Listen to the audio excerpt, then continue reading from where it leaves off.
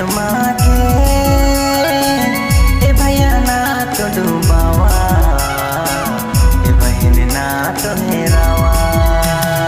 सोना लिखे आत्मा के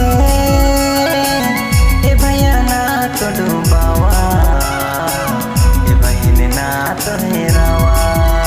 भैया जाके होवे बहन जाके होवे सुंदर दुनिया से। भैया छोड़ के पड़ी बहन छोड़ के पड़ी सुंदर काया के। सुना लिखे आत्मा के